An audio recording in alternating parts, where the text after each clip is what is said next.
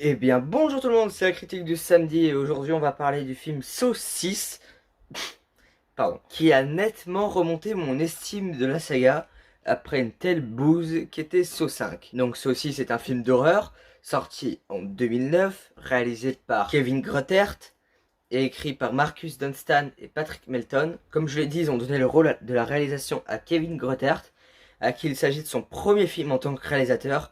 Auparavant, il avait déjà fait le montage des 5 premiers films Saw. Donc ils prennent un peu du neuf comme ils avaient fait avec David Ackle, réalisateur du cinquième opus, qui s'était occupé des décors des deuxième, troisième et quatrième. Le film fut aussi écrit à l'affilée de Saw 4 et 5. Le film a un budget de 11 millions de dollars et en a remporté 68 millions 233 629 dollars à travers le monde. Ce qui reste tout de même un succès en termes de bénéfices, mais il s'agit du plus faible de la franchise Saw encore à l'heure actuelle, et donc qui avait été légèrement décevant, ce qui a annulé plusieurs suites. Parce qu'à la base, à l'époque, ce qui était prévu, c'était d'après Saw 6 faire un dernier film à la saga, mais qui serait divisé en deux parties.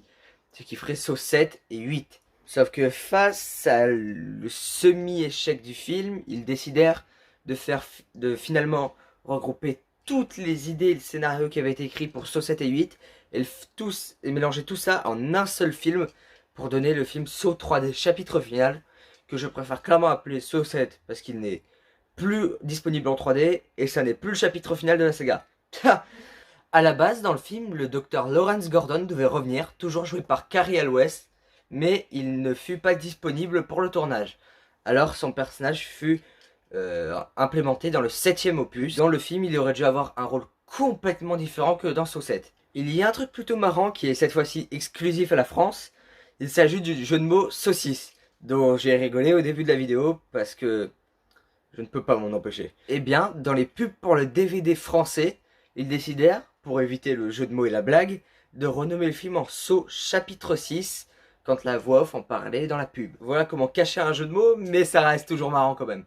À la base, dans le film, Mark Hoffman devait finir par s'attaquer à la mafia à cause de son modus operandi de justicier, mais ce ne fut pas fait car selon le réalisateur, ça s'éloignait beaucoup trop de l'univers Saw et se rapprochait plus du Punisher au final. Donc moi je dis heureusement que ce ne fut pas fait. À peine une semaine avant le tournage, les producteurs décidèrent de faire le film en 3D, ce qui déplut énormément le réalisateur Kevin Grotert, car le film a toujours été pensé comme un film en 2D. Donc, mais au final, à restriction de temps, ce ne fut pas fait et ce fut fait encore une fois au final dans Saw 7. D'où le vient son nom Saw 3D. Il s'agit du premier film de la saga depuis Saw 3 à présenter des scènes inédites de Amanda Young qui ne sont pas reprises des précédents films. Donc Shawnee Smith a bien repris son rôle le temps de, je crois, si je ne me trompe pas, 2 scènes. Le personnage de Brent Abbott, joué par Devon Bostick, est en réalité un visage familier de la saga Saw car on pouvait déjà le voir dans l'hôpital pour les drogués dans Saw 4 lors d'une scène coupée pendant le combat entre Gus Colliard, déjà présent dans Saw 2, et Cécile.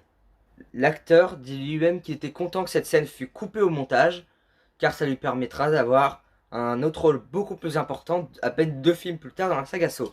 Pendant la scène où Amanda dit à Cécile d'aller voler des médicaments dans la clinique de Jill Tuck, et c'est justement le moment déclencheur de la saga lorsque Cécile tue accidentellement le fils de John, et donc aussi de Jill Tuck, eh bien, les frissons qu'avait l'actrice d'Amanda, donc Shawnee Smith, étaient réels, car ils l'ont tournée dehors, en plein froid, en pleine pluie.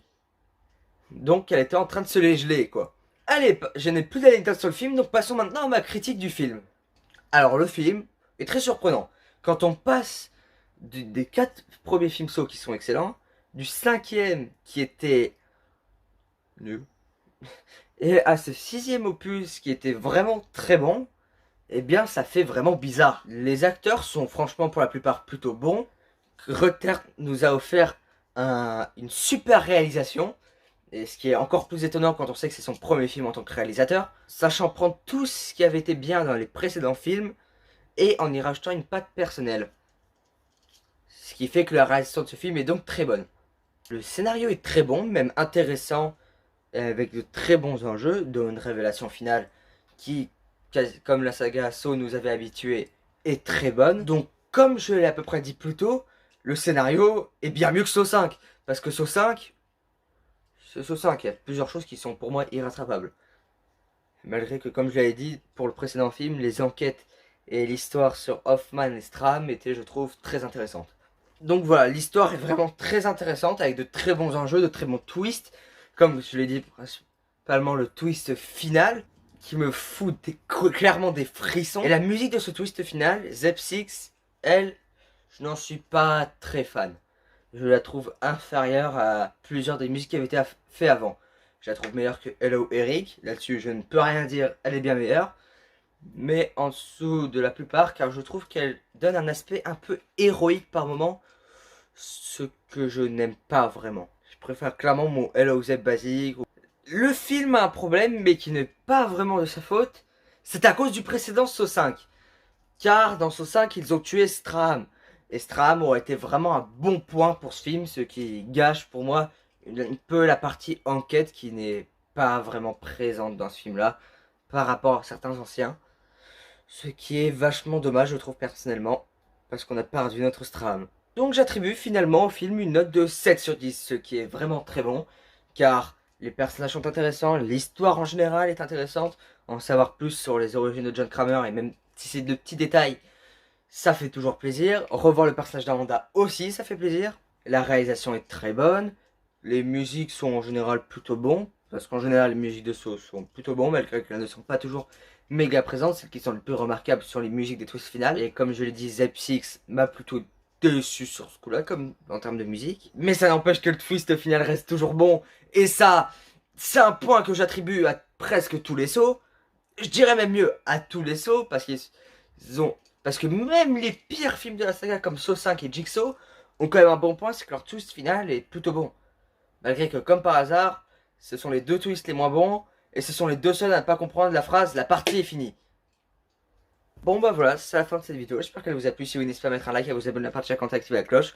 On se retrouve samedi prochain pour la critique de... Je n'y ai pas encore réfléchi. À samedi prochain.